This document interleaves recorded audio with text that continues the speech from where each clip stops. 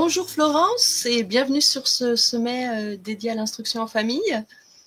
Bonjour Elisabeth, merci de ton invitation. Avec plaisir, je suis très heureuse de t'accueillir aujourd'hui. Pour faire une petite introduction courte, tu es édukinésiologue. Tu es aussi maman d'une fille de 10 ans avec laquelle tu pratiques l'instruction en famille et tu es du Maine-et-Loire. Tout à fait. C'est bien ça. Et Oui, aujourd'hui, tu nous proposes de parler de ta profession, de ton métier et des enfants que tu rencontres oui. dans ce cadre-là. Et tu nous as préparé une super présentation. Je te laisse peut-être t'introduire davantage si tu veux.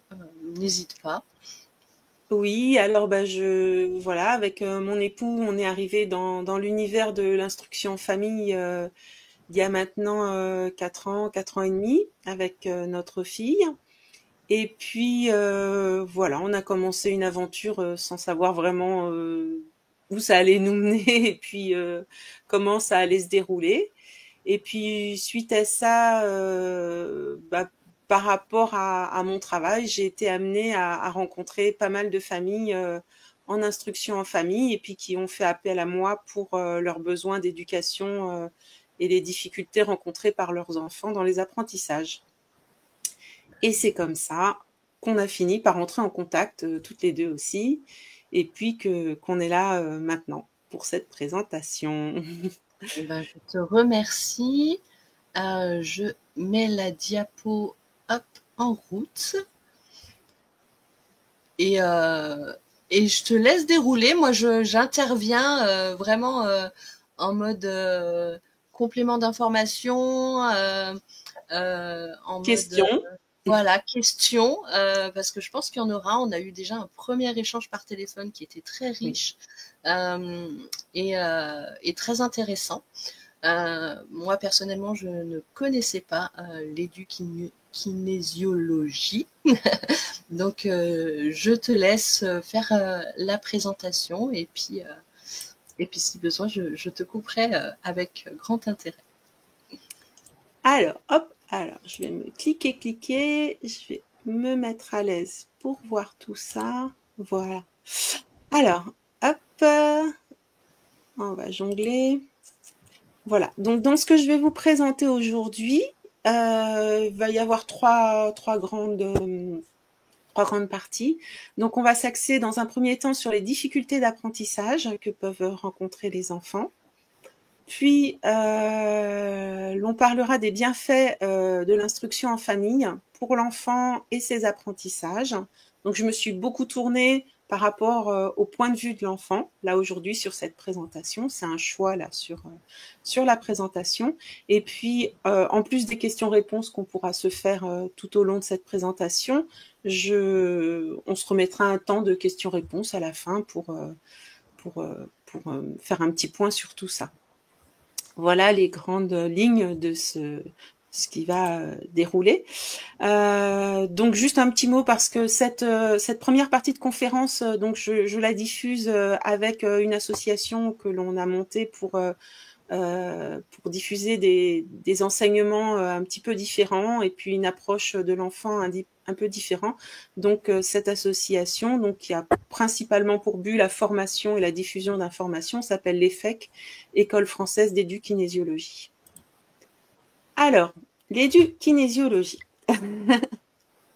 Alors moi, c'est un terme que j'ai trouvé à l'étranger, qui est très peu pratiqué en France et qui est un petit peu confondu des fois avec l'éducation kinesthésique. Donc il y a des semblants de mots des fois qui peuvent un petit peu se ressembler et puis se mélanger.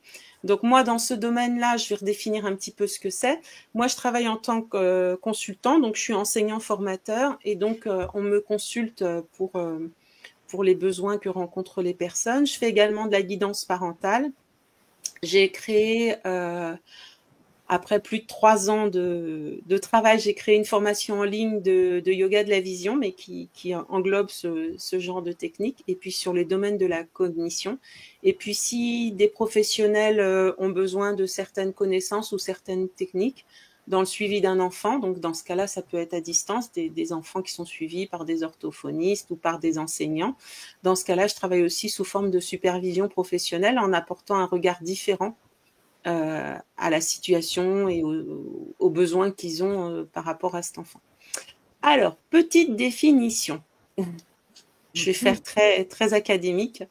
Donc, la kinésiologie, donc c'est un terme qui vient du grec avec kinésis et qui est lié au mouvement.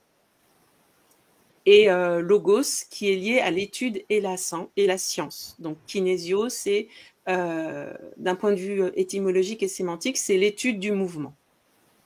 Le petit mot édu qui est rajouté devant, c'est relatif à l'éducation et aux facultés cognitives, c'est-à-dire aux capacités qu'a le corps à pouvoir apprendre.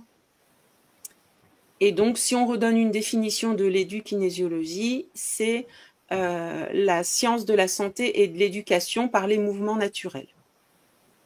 Okay. Voilà pour la partie définition. Très bien. Ensuite, moi, mes univers de prédilection, puisqu'après, chaque praticien, chaque enseignant peut avoir des matières ou des outils un petit peu différents dans ses pratiques. Donc, moi, mes univers de prédilection, ce seront donc la cognition. Donc, c'est ce qui concerne la façon dont le corps apprend, sachant que depuis qu'il est dans le ventre, le fœtus et le bébé passent son temps à apprendre pour pouvoir croître et se développer. Le mouvement, ça a une part très, très importante de par une carrière importante que j'ai eue, je vais l'expliquer ensuite. La proprioception qui est liée au mouvement, c'est la faculté de pouvoir percevoir comment un corps est dans l'espace, donc par exemple mon corps, comment il est positionné dans l'espace, mais sans la vue. La proprioception, c'est une capacité que l'on a alors que la vue, elle, n'est pas nécessaire. Par contre, la vue peut interagir avec la proprioception. Les réflexes, mais qui sont liés également au mouvement, la posture, des choses comme ça.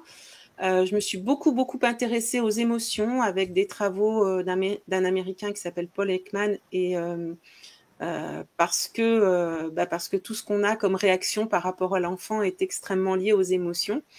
Et tu vas voir que j'ai une approche et une définition des émotions qui n'est pas la même que celle du grand public ou telle qu'elle est enseignée en France, on va dire, parce qu'il y a d'autres pays où c'est enseigné un peu différemment.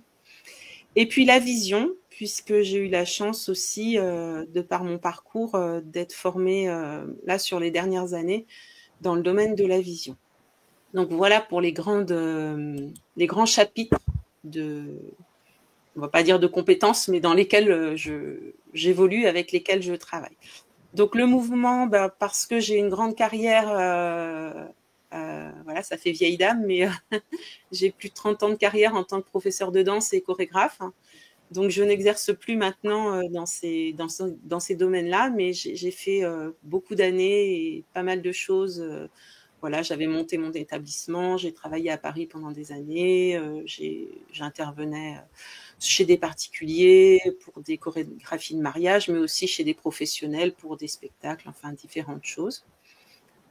Suite à tout ça, alors avant, j'avais pas encore fini, je travaillais encore dans le monde de la danse et puis du spectacle, mais parallèlement, j'ai passé un diplôme à 38 ans de coach sportif, on va dire, mais spécialisé sur l'accompagnement individualisé des personnes par rapport à leurs blessures ou par rapport à leurs difficultés de performance. Et mon choix a été de me spécialiser sur le public enfant. Déjà, donc j'ai fait ma soutenance sur les enfants et donc sur leurs difficultés physiques et puis d'évolution physique.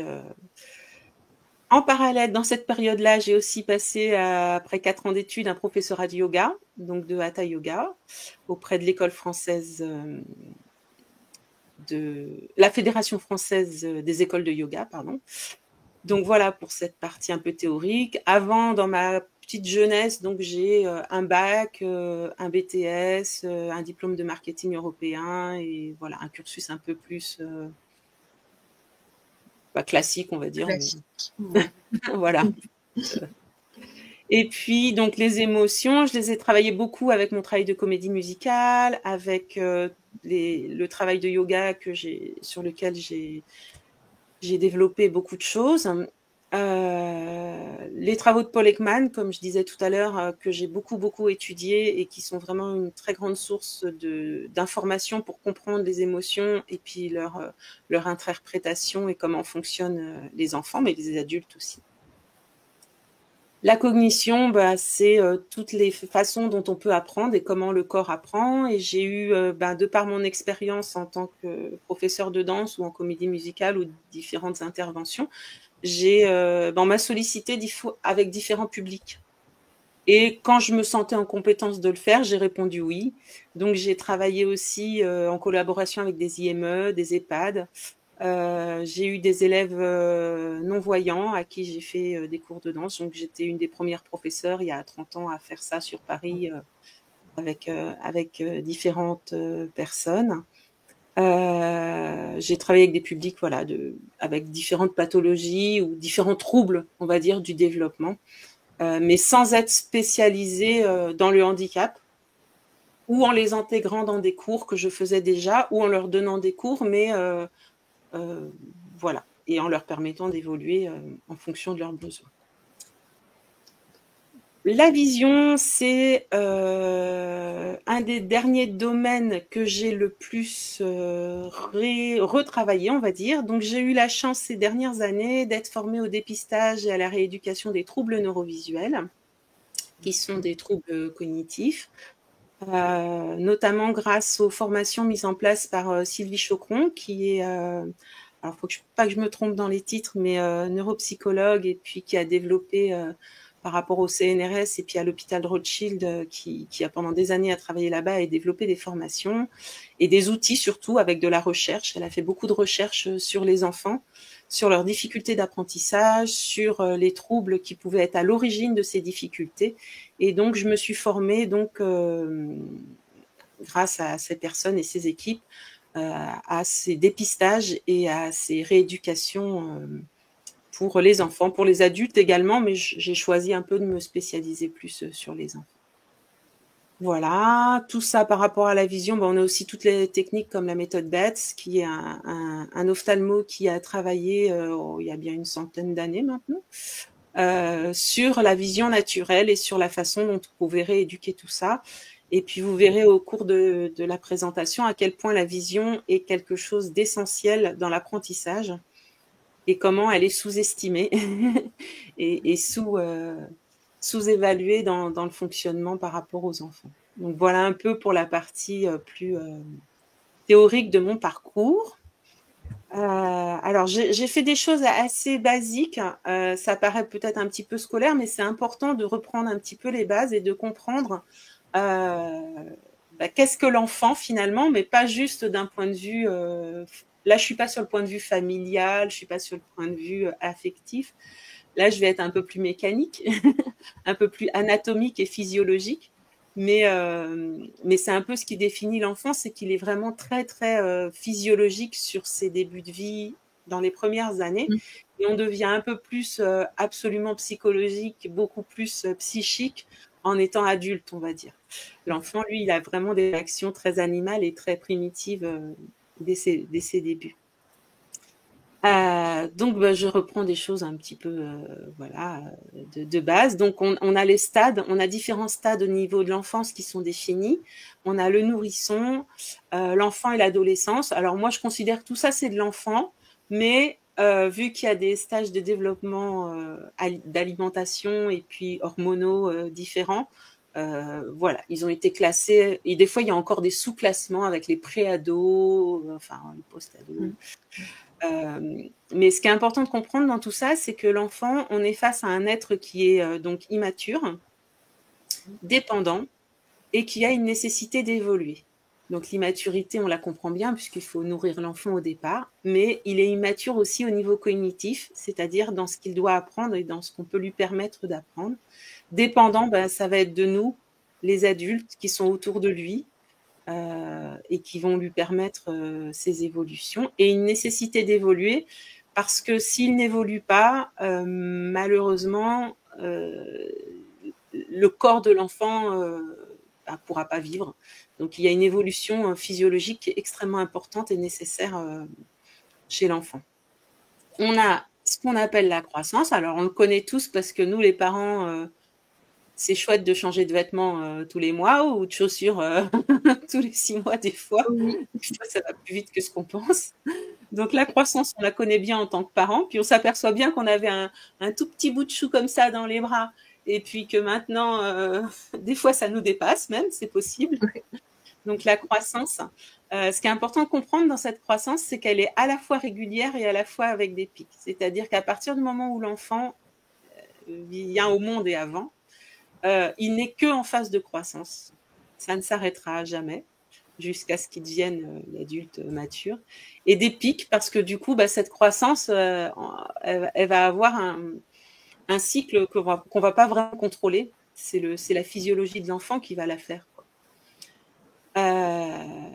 Cette croissance, elle n'existe et elle n'est possible que par le mouvement. Physiologiquement, au début, on a des mouvements de cellules. Donc, je suis très large dans le mouvement, moi. C'est vraiment la notion très large de mouvement. C'est vrai qu'on a ces petites cellules qui sont en mouvement et puis qui vont se diviser et puis qui vont permettre au fur et à mesure de former toutes les cellules du corps humain, tout ce qu'on appelle les tissus. Et une fois, enfin même avant qu'ils sortent du corps de la maman, avant la naissance, on a cette croissance qui est présente par le mouvement. C'est-à-dire que ce sont tous ces mouvements qui vont activer de la physiologie, qui vont créer, alors au niveau anatomique, on a ce qu'on appelle des activations ostéoblastes, ostéoclastes, c'est-à-dire qu'il y a des cellules qui sont cassées, d'autres qui sont reconstruites, et du système osseux qui grandit grâce à ce système de déconstruction-construction. C'est le mouvement qui déconstruit, l'organisme qui reconstruit, et ainsi de suite.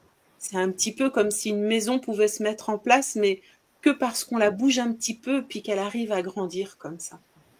Donc, je résume l'anatomie de façon très simpliste, volontairement, mais c'est de comprendre l'importance de ce mouvement et de tout ce qu'on rencontre, nous, en tant que parents, et puis en tant qu'éducateurs, en tant qu'enseignants, orthophonistes, tous les gens, psychomotriciens, tous ceux qui sont dans l'univers de l'enfant, et comprendre pourquoi ce mouvement est si présent.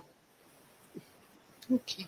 Donc le développement, donc il est constant, mais à rythme variable, puisque chaque enfant, chaque organisme, un peu comme des petites plantes et puis des petites fleurs dans nos jardins ou dans la nature, aura des rythmes différents.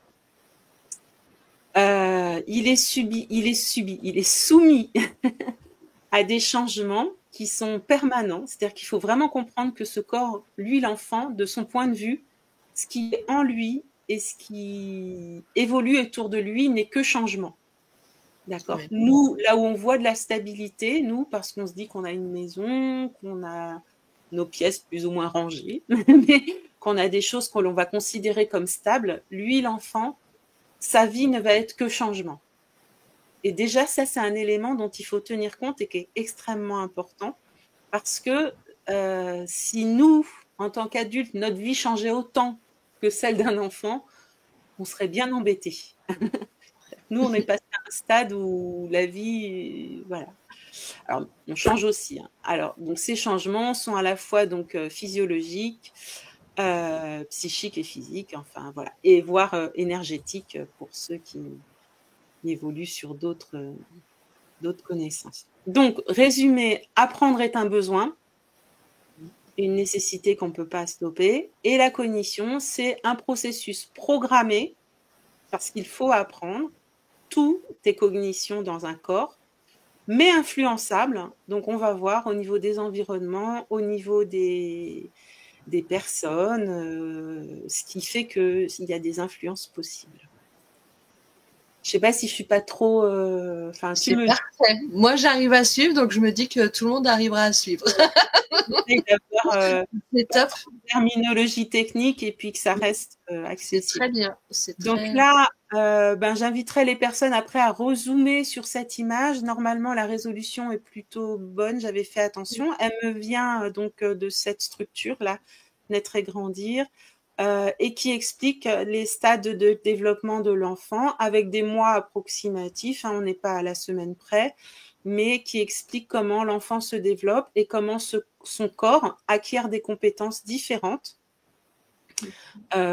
jusqu'à la marche et puis jusqu'à un âge voilà, qui est plus grand, parce qu'il va être très important de comprendre comment ces compétences-là vont être la base de ce que nous, on va appeler ensuite le français, les maths, le calcul, la géographie, la philosophie, tout ce qu'on veut dans les matières théoriques dites scolaires et qu'on apprend dans le cadre de l'instruction et puis qu'on souhaite inculquer à nos enfants ou transmettre au niveau des connaissances. Et donc là, on a des stades qui sont assez précis, qui ont des particularités, donc je reviendrai sur une ou deux pour expliquer un petit peu ça tout à l'heure après, pour vraiment faire comprendre que ces stades-là sont importants, un peu comme un arbre qui grandit, qui a besoin d'abord d'avoir des racines qui vont d'abord vers le bas, vers la terre, et ensuite qui met une autre structure qui va vers le ciel, qui va être son tronc, et qui va développer ensuite ses branches, ses feuilles, ses fleurs, ses pommes.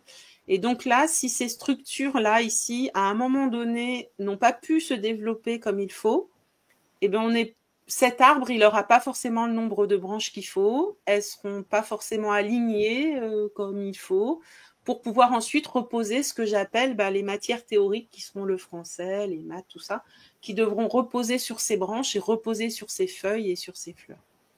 Donc, voilà pour cette partie développement. Alors, les besoins. Les besoins parce que lui, l'enfant, quand il est avec nous, il est essentiellement tourné sur lui. Nous, on est tourné sur la famille, notre conjoint, notre mari, et vers l'enfant. Lui, l'enfant, il est connecté sur lui. Et puis, il va évoluer avec nous. Mais il est connecté sur lui d'abord. Et donc, son corps a des objectifs. Donc, on l'a vu, c'est croître, un programme physiologique intrinsèque, puisque pour croître, bouger, qui est une nécessité, je vous en ai parlé, sur la déconstruction-reconstruction. Donc, à chaque fois, c'est microscopique, et puis c'est comme ça que la peau grandit, les os grandissent, mais aussi le cerveau, et puis les capacités neurologiques, et puis plein d'éléments physiologiques. Pour faire tout ça, il faut s'alimenter. Et là, on a un rôle phénoménal, nous parents, puisque quand on a un bébé, on comprend bien qu'on va lui donner du lait, de quelque façon que ce soit, naturel ou du lait du commerce, mais il faut l'alimenter. Et puis là, on va comprendre que tout au long du processus, ça va être un élément extrêmement important pour qu'il soit... Hop là, je fais des bêtises. Je vais revenir. J'ai poussé le micro. Ça a sauté d'un coup. Me voilà. J'ai pas fait trop de bruit. Donc, s'alimenter pour que le développement dont on parle juste avant puisse se faire sainement et efficacement. Apprendre, qui est une autre forme d'alimentation, puisqu'on a vu que son système cognitif, donc apprendre, c'est vraiment quelque chose de très, très large. S'adapter, parce que quand il est dans un environnement, s'il ne peut pas s'adapter à cet environnement, on va voir qu'il va évoluer vers des stress et voir des régressions éventuellement et des blocages de ce développement qu'il a besoin d'avoir. Et se reposer, qui est essentiel, mais même vital, quelquefois plus que s'alimenter, parce que le corps s'auto-alimente, parce qu'on a quand même du stock pour plein de choses dans ce corps. Donc, se reposer d'un point de vue qualitatif et quantitatif. Et là, on verra après également, au niveau des apprentissages, à quel point le manque de repos est préjudiciable aux apprentissages.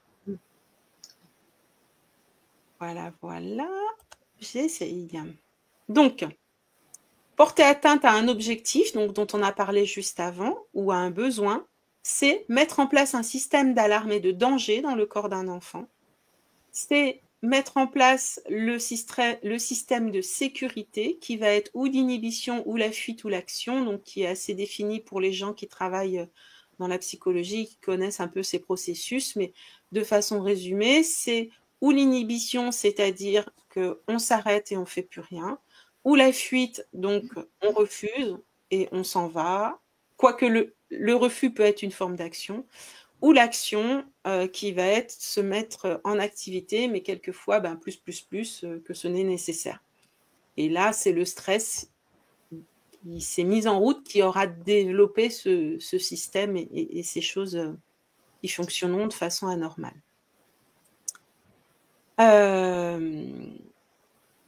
Alors, quand quand un enfant rencontre des difficultés, bon, attends, hop, je me mets ça un petit peu de côté, je me fais un petit clic, clic, clic. Je vais essayer de pouvoir avancer. Donc, quand un enfant rencontre des difficultés, normalement, il y a des indices subtils où, dans son comportement, on peut percevoir des choses. La grande difficulté des adultes et des gens qui sont autour de cet enfant, c'est d'avoir la vision et la perception de ces difficultés. Mais lui, l'enfant, on s'apercevra en discutant avec les parents ou en discutant avec des professeurs ou même des camarades, ça peut être d'autres enfants qui nous disent, bah oui, tiens, il faisait ça, ou il disait ça, ou il y avait tel élément qu'on avait observé. Et même chez des très petits enfants, de 3-4 ans, ils peuvent nous dire, bah tiens, mon copain, lui, il fait ça, ou il dit ça, ou voilà. Et il y a des choses observables. Donc ces comportements, ils sont effectivement subtils, mais ils sont finalement repérables très tôt dans l'enfance, pardon. Dès l'enfance, non, dans l'enfance. Ils sont repérables très tôt. Le plus difficile, c'est d'avoir tous ces adultes, et moi-même, hein, je n'ai pas les connaissances sur tout, mais d'avoir des adultes qui ont la vision et les éléments de connaissance ou de repérage suffisants pour repérer ces éléments de difficulté. Puisque finalement, avec du recul, des fois, on se dit, bah, on re-questionne et on dit, ah bah oui, il y avait ça. Ou on regarde une ancienne photo, une ancienne vidéo, et puis on se dit, bah oui, finalement, on observait tel mouvement, ou on observait telle réaction dans telle situation. Donc, ces comportements, on les retrouve comment? Avec des émotivités. Donc ça, c'est les comportements qu'on retrouve le plus souvent. Hein. Souvent, les parents nous disent, le soir, il y a des crises, ou quand il faut apprendre ou aller à l'école, il y a des crises. Quand il faut, même en IEF, on a beau essayer de mettre des cadres, quelquefois, en adaptant beaucoup de choses, on peut être confronté à des émotivités un peu particulières et puis à devoir y répondre. On peut observer des phobies chez l'enfant que l'on va trouver anodines quelquefois, mais qui auront des réelles fondations qui seront importantes pour lui. Les stress, j'en ai parlé. Des attachements que l'on va trouver irréguliers, des enfants qui ne vont pas vouloir se séparer du parent ou du frère. J'ai aussi des enfants qui sont très attachés à leur frère ou sœur. On peut observer des prises de risques, hein, donc des enfants qu'on va trouver un petit peu trop bougeant, mais dans le sens, il va trop souvent au bord de la route alors que je lui ai dit de pas y aller, ou il va trop souvent sauter de cet arbre, alors que moi, peut-être, j'estime que pour l'instant, il n'a pas la musculature ou il n'a pas la maturité pour le faire. Et on verra que ces prises de risque, ça peut être un système d'alarme qui peut nous indiquer son fonctionnement et pourquoi il fonctionne comme ça.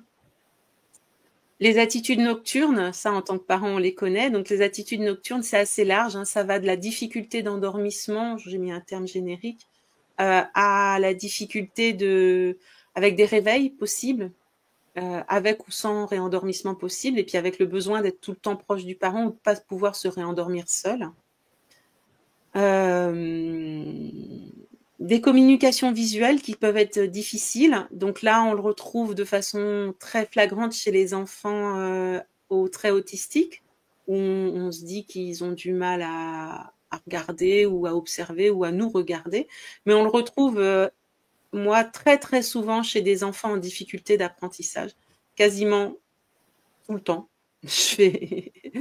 Donc, c'est quelque chose qui est extrêmement présent. Ce qu'il y a, c'est qu'il faut juste avoir le regard pour les analyser et pas considérer que c'est autre chose. Voilà, toujours mettre... C'est un système un peu de fuite, mais des yeux, du coup, du regard. Oui, mais on peut se dire, c'est parce qu'il n'a pas envie d'apprendre ou c'est parce qu'il a envie de flâner. Alors, il met les yeux au ciel et puis il a envie de regarder par la fenêtre. Alors, du coup, il a un tempérament un petit peu vagabond au niveau de sa tête, un petit peu non... Voilà, ou... On peut l'assimiler à d'autres choses comme ça, qui n'ont l'air de rien et puis qui sont dans notre langage aussi, puis dans notre éducation. Parce qu'on nous dit qu'un enfant rêveur, il a tout le temps la tête ailleurs. Enfin, voilà, il y a des terminologies comme ça. Dans les interactions aussi, on peut observer des difficultés avec des enfants qui se bousculent beaucoup quand ils jouent en groupe des enfants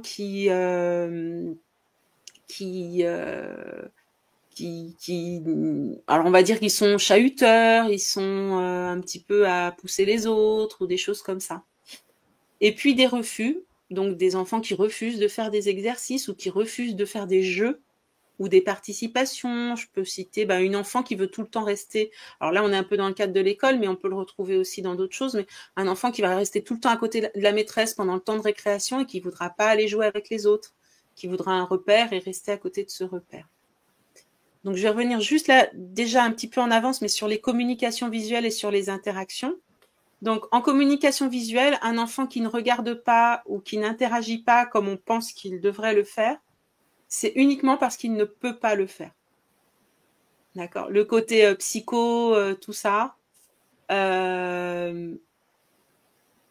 voilà. C'est pas ce que nous disent les chercheurs, c'est pas ce que nous disent. Un enfant, lui, il a vocation à interagir, à jouer avec sa vision, avec l'adulte, avec les autres enfants. Quand il y a des choses qui ne sont pas faites, c'est parce qu'il ne peut pas les faire physiologiquement et techniquement, physiquement. Les interactions, c'est pareil. On peut avoir des enfants qui bousculent beaucoup et trouver qu'ils sont chahuteurs. Mais quand on s'apercevra que leur système d'équilibre n'est pas bon et qu'ils n'arrivent pas à se freiner et qu'en vérité, ils chahutent pas, ils arrivent simplement sur un obstacle et ils finissent par s'arrêter à cet endroit-là, sur cet obstacle-là. Du coup, là, on peut avoir une interprétation un peu différente. Mais voilà. Après, il y a l'éducation, il y a plein de choses. Mais face à leurs propres difficultés, les enfants peuvent aussi changer leur façon d'interagir et se dire, voilà, si à chaque fois que je rentre dans quelqu'un, ça fait rigoler tout le monde, je vais rigoler à chaque fois parce que ça évitera que je sois un petit peu trop... voilà, si je le fais et que je suis méchant, du coup, je vais me faire gronder encore plus. Et donc, on aura un enfant dit chahuteur qui veut tout le temps plaisanter, mais la base, ça aurait été que son corps n'arrive pas à s'arrêter, n'arrive pas à s'équilibrer et que lui, il a changé un petit peu son interprétation pour que ça passe un peu mieux dans l'environnement dans lequel il est. Voilà, voilà. Hop.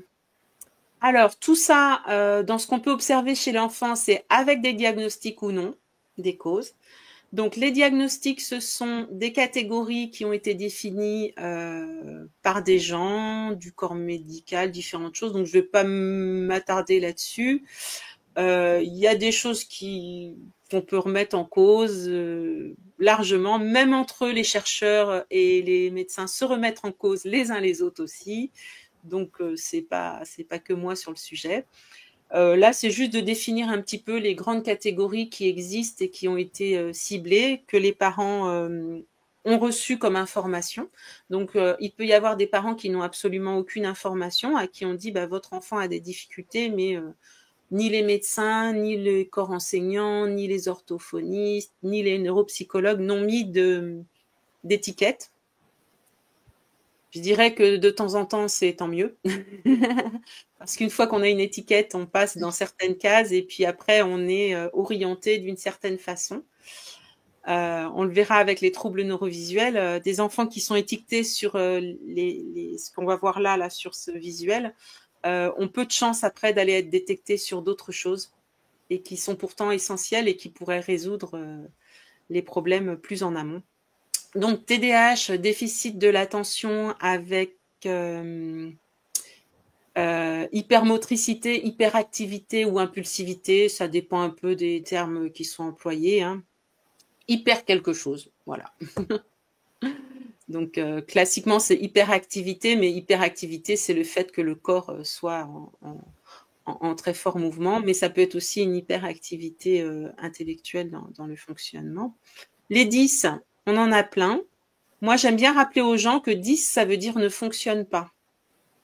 Et que on peut pas dire un enfant ou une enfant est un non-fonctionnement. Et là, je trouve que déjà au niveau sémantique, il y a quelque chose à aller chercher de ce côté-là. Donc, si vous avez un dysfonctionnement, vous avez un fonctionnement qui ne marche pas. Mais par contre, on s'est amusé à catégoriser dyslexie pour la lecture, dyscalculie pour les problèmes de calcul, dysgraphie pour les problèmes de graphisme et d'écriture, orthographie donc par rapport à l'orthographe, praxie par rapport à ce que l'on peut tenir ou voilà, tenir, mais de différentes façons. Phasie sur le langage, dysproprioception.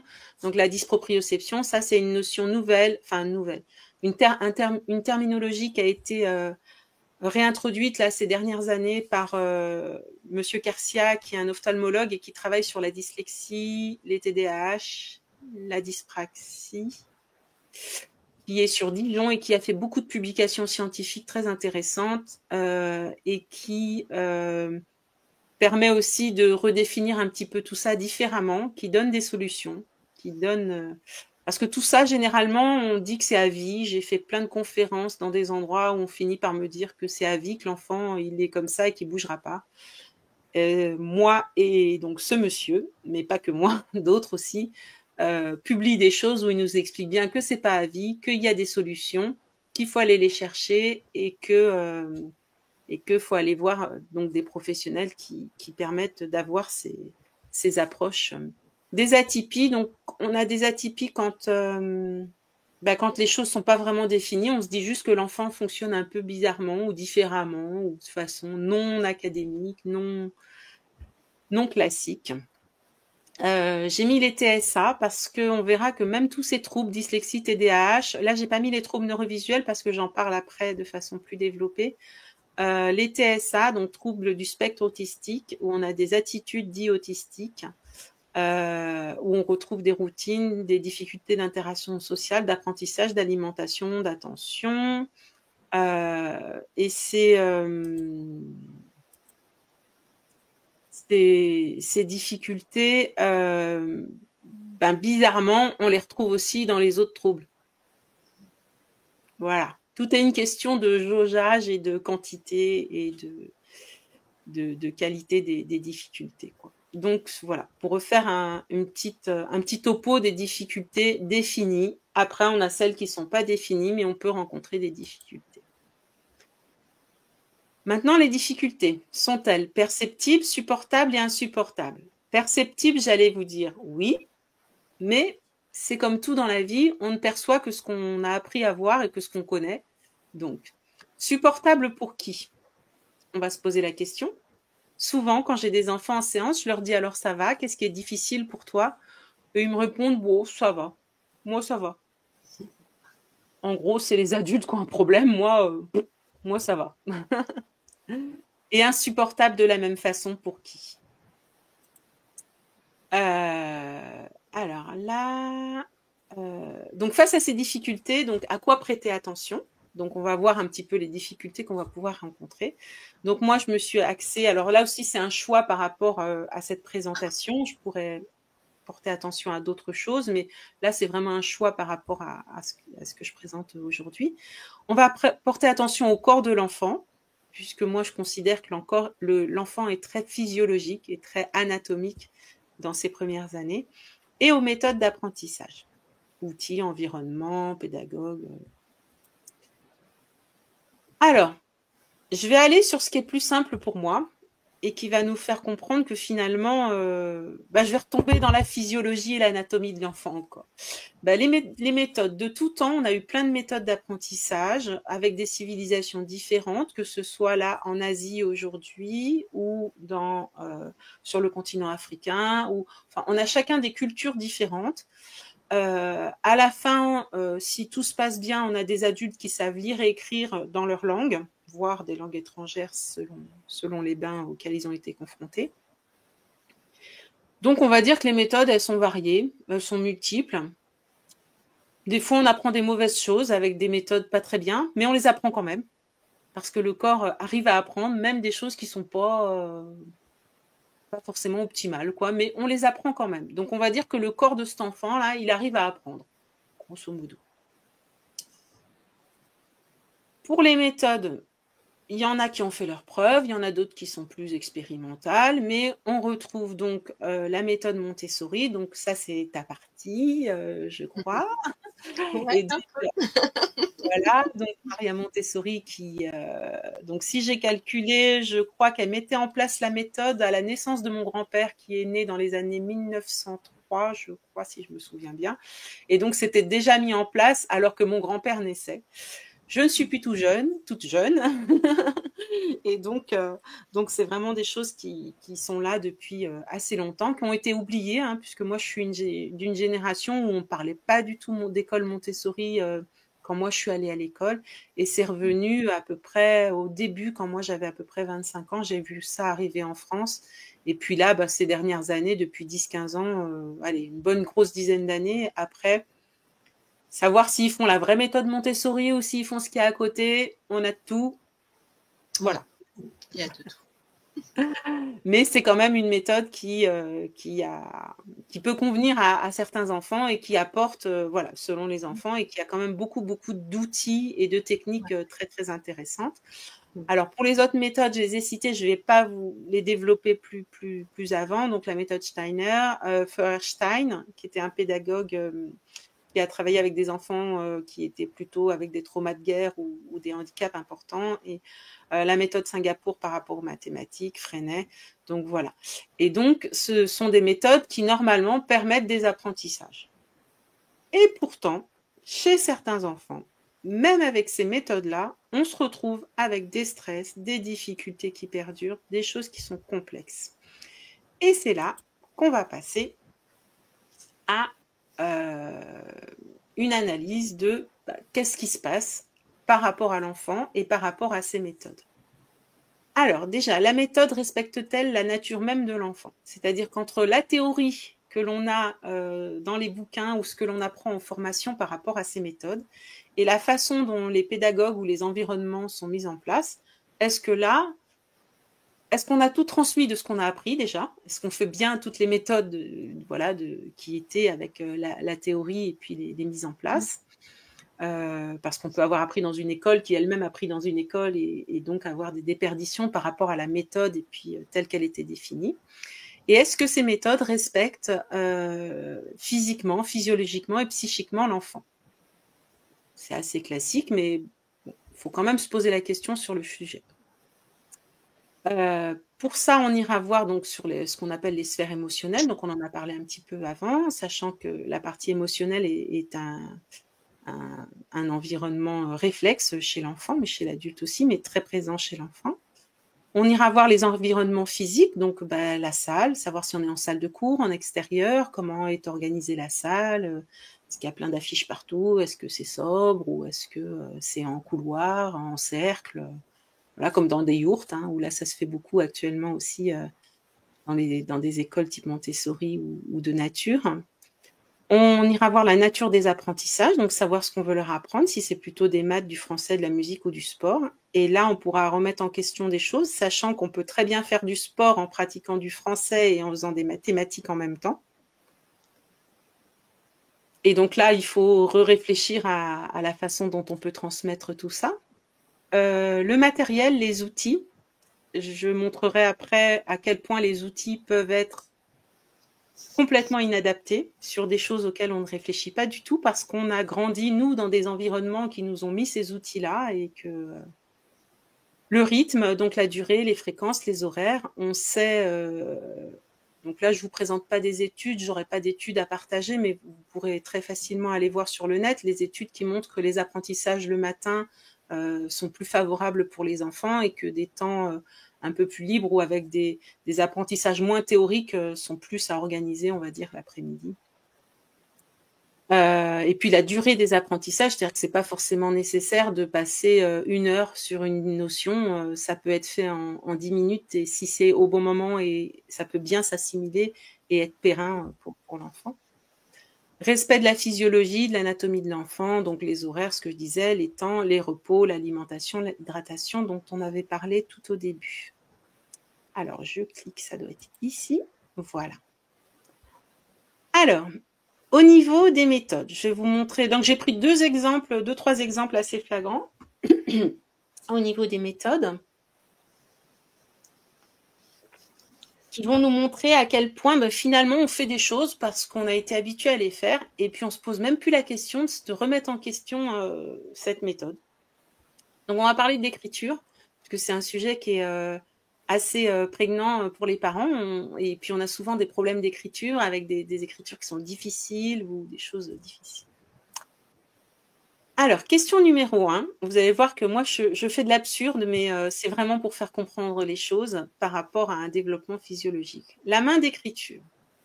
Donc aujourd'hui, c'est quasiment en maternelle qu'on définit la main d'écriture chez un enfant. Main droite, main gauche. Et moi, je considère que c'est un conditionnement physique, puisque ce qu'on appelle les préférences motrices. Donc, il y a tout un programme moteur qui existe au niveau de l'organisme. Et on a ce qu'on appelle des préférences motrices qui vont être le fait que le corps va préférer aller de l'avant ou le corps va préférer se déployer d'une certaine façon. Donc là aussi, sur le thème des préférences motrices, vous avez Volodalen avec Christian, je ne sais plus si c'est Christian, mais qui donc sur le net, vous trouverez beaucoup de publications sur les préférences motrices, qui sont un peu plus axées des fois sur le sport ou sur, mais qui peuvent être axées sur la thérapie aussi. Et donc, définir uniquement la tenue du crayon en droite-gauche, c'est déjà aller à l'encontre des préférences motrices. Et c'est déjà un conditionnement à un âge où le corps n'est pas encore, n'a pas à être conditionné. Je pose souvent la question absurde, mais je considère que quand il y en a deux, c'est fait pour fonctionner à deux. Et donc, je dis aux enfants ou aux gens, tu préfères marcher sur le pied droit ou sur le pied gauche? Bah, on me dit les deux. Bah, donc, s'il y en a deux, c'est fait pour fonctionner à deux. Et je vais considérer que quand ça doit fonctionner qu'à un, c'est parce que l'autre est malade. Alors là, je parle d'un point de vue cerveau et d'un point de vue développement cognitif. Et donc, si à un moment donné, il n'y a plus qu'un seul pied qui fonctionne, c'est parce que l'autre est malade, blessé ou qu'il s'est passé quelque chose. Mais pour que ce cerveau se développe correctement et qu'il ait toutes ses capacités, il va falloir que ces deux pieds se mettent en route. C'est pareil pour les yeux. S'il n'y en a qu'un qui fonctionne et que l'autre ne fonctionne pas, c'est pareil pour les oreilles, c'est pareil pour les bras. Tout ce qui est à deux dans le corps est fait pour que le cerveau se développe de façon équilibrée. Donc, à partir du moment où on met un conditionnement, on va conditionner le fait que le cerveau ne va plus se développer de façon équilibrée. Et on va conditionner le fait que quand on va vouloir remplir ce cerveau avec des notions théoriques, eh ben, il ne sera pas là puisqu'il ne sera pas développé de façon équilibrée avec tout. Alors, les disques durs, c'est un terme que j'emploie de façon un peu générique pour faire comprendre rapidement les choses, mais on est d'accord que c'est beaucoup plus complexe que ça, la neurologie, et que les neurones, les connexions, tout ça, c'est plus complexe. Mais on va se dire qu'on n'aura pas tous les tiroirs qu'il faut et ça ne sera pas équilibré comme il faut. Le crayon, je vais vous le montrer après. Et la feuille. Donc, la feuille, c'est d'entrer dans l'univers de l'enfant quelque chose qui est à plat, alors que lui, à cet âge-là, avant et encore après pour les années suivantes, il va essayer de se construire en 3D. Tout son développement moteur, tout son développement physiologique, que ce soit quand il mange, quand il respire, tout est en plusieurs dimensions. Et là, on va vouloir, dès la petite enfance, puisqu'on est vraiment sur les premières années, là, 3-4 ans, même 5 ans, même 6 ans, c'est relativement tôt, on va vouloir conditionner un fonctionnement dans une dimension qui n'est pas la dimension du développement corporel. Ce corps se développe sur les 3 plans et il a besoin d'évoluer sur ces 3 plans pour créer toutes les connexions neuronales dont on a besoin à l'âge adulte après et avoir tous les éléments qui sont nécessaires. Alors, après, je ne sais pas si je le fais maintenant. Ouais, non, je vais le faire après. Non, je vais aller sur le crayon, donc je vais aller sur la diapo suivante. Alors, ben ça, je me suis posé la question à un moment donné. Je me suis dit, dommage que je ne l'ai pas faite plus tôt. Donc là, j'ai fait le tour de main donc, de moi. Donc, voilà, il y a quelques années. Et j'ai fait le tour de main de ma fille. Donc, c'était il y a 3 ans et demi à peu près. Et puis, donc elle avait 7 ans. Aujourd'hui, elle en a 10. Et donc là, on a cette main, mais que j'aurais dû faire quasiment à l'âge de 4-5 ans pour qu'on voit encore plus la différence. Et donc, il se trouve que moi, j'écris, je vais prendre celui-là, voilà, j'écris avec ce crayon-là, avec cette main-là.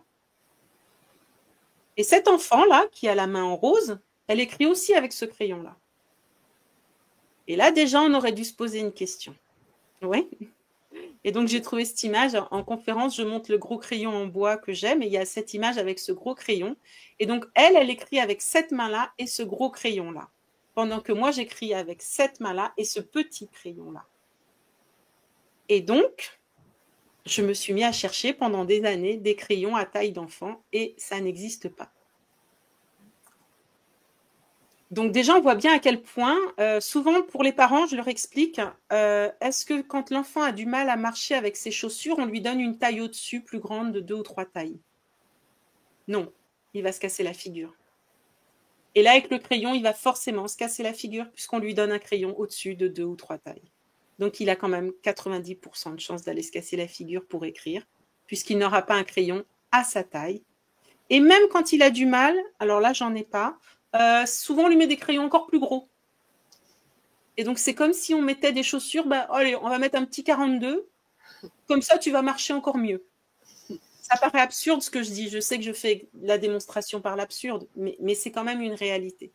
Et donc, ma solution, nous, donc, puisqu'on est en instruction en famille, dans le cadre de notre apprentissage, la solution, ça a été d'aller chercher une plume d'oiseau, de la fendre.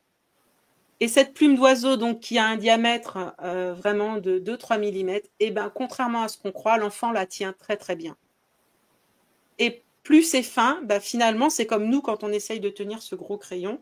Ben non, lui, c'est fin, et contrairement à ce qu'on croit, il la tient très, très bien. Et il va pouvoir, certes, avoir un geste encore immature, mais il va pouvoir ne pas forcer, ne pas être sur une tension et ne pas être en force sur le résultat qu'il veut obtenir. Et bien donc, comme quand on met des vêtements à la taille de l'enfant, il faut avoir des outils à la taille de l'enfant. Mais on est tellement habitué là sur un crayon, par exemple, à ce que ce soit évident que l'on ne va pas trouver cette logique-là. Avec une logique inverse, c'est que quand on apprend à écrire, on part des gestes les plus grossiers aux gestes les plus fins. Donc autant il faut que l'outil soit comme le vêtement à la taille de l'enfant, autant la trajectoire et les mouvements effectués vont être très larges. Là, je n'ai pas monté de vidéo, mais on peut avoir la vidéo d'un bébé qui marche et on voit que quand le bébé marche, il a ces espèces de jambes qui se lèvent à ça du sol, là, et puis on ne comprend même pas, alors que nous, on a le pied qui se lève à 2 cm du sol. Donc la gestuelle va être très très ample. Donc petits outils, trajectoire, mouvement grossier qui vont ensuite vers le plus fin.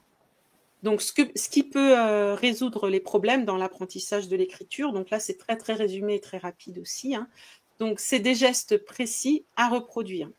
Je rappelle que écrire est un geste. On dit geste d'écriture. Un geste se montre. On ne peut pas dire à l'enfant, tiens, je te montre ça sur une feuille, recopie. C'est pas ça un geste. Ça, c'est la conséquence du geste. Bon, là, c'est de l'ordi, hein. C'est la conséquence de la frappe. Mais c'est la conséquence du geste. Donc, c'est ce geste-là qui va créer un graphisme que l'on va voir.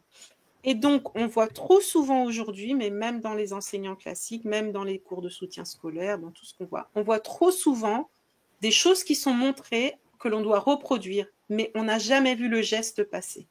L'enfant doit voir le mouvement et l'activation du geste. Et quand il voit ce mouvement, lui, il matérialise en 3D ce qu'il a vu. Il va le faire en 3D, 2D, 3D, grosso modo. Et ensuite, ça donnera le résultat qu'on veut obtenir sur une feuille. C'est extrêmement important parce que si nos anciens... Là, j'ai partagé une vidéo avec les anciens documents de ma maman que l'on avait conservés, qui a appris à écrire à la plume. Et donc, elle a découvert le stylo que vers l'âge de 12-13 ans, quelque chose comme ça. Et donc, elle avait des instituteurs debout devant un tableau, noir, vert, peu importe, qui avaient un bras qui bougeait et qui faisait des mouvements. Et donc, tous ces enfants qui écrivaient bien des temps anciens, ils avaient ce geste devant eux. C'était pas qu'une question de plume ou de quoi. Ils avaient aussi, de part... alors, il y a des choses à redire sur l'ancien, hein, mais là, ils avaient au moins cette vision, et donc eux, ils avaient cette photographie d'un geste qui est particulier. Aujourd'hui, on a beaucoup de professeurs qui écrivent aussi sur des tableaux blancs, en tout petit comme ça. Donc, ils ont un mouvement de poignet, mais il n'y a pas de geste. Avec une craie blanche sur un tableau, on est obligé d'avoir un geste. On ne peut pas, avec une craie blanche, écrire comme ça. Et donc, ça explique déjà beaucoup de choses au niveau de la qualité d'écriture.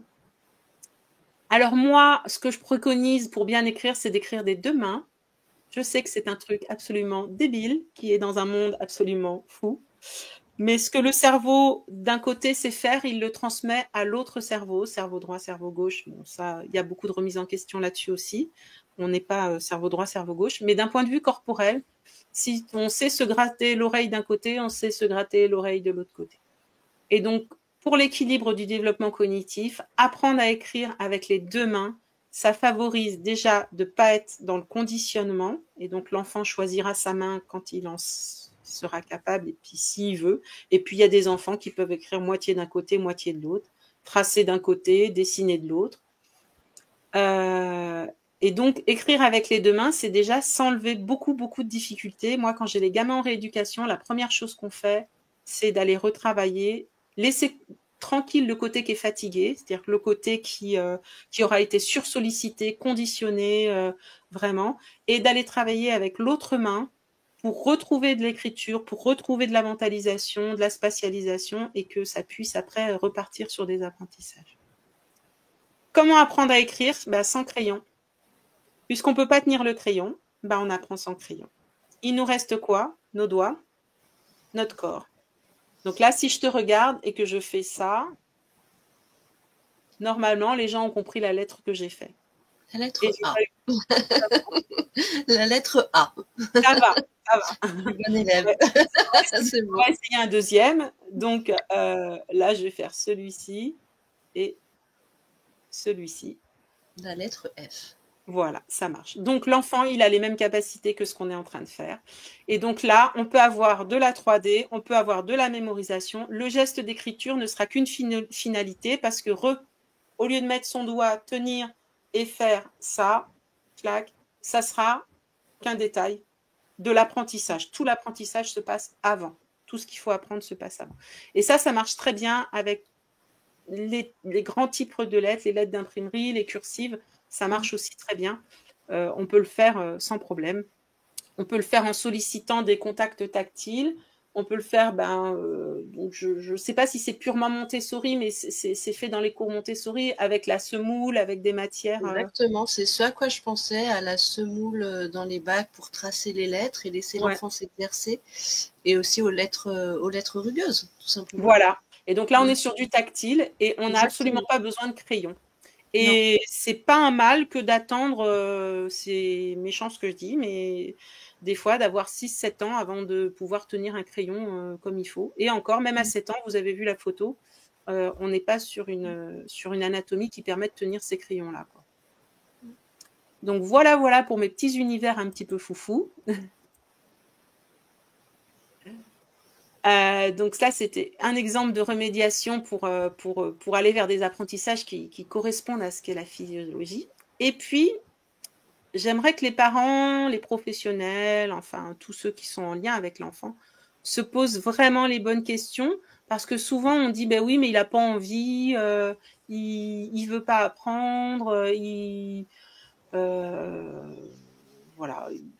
On se dit que c'est psychique et que l'enfant bute ou veut pas. Moi, je considère que l'enfant est une méchante machine d'apprentissage. Il n'y a pas que moi.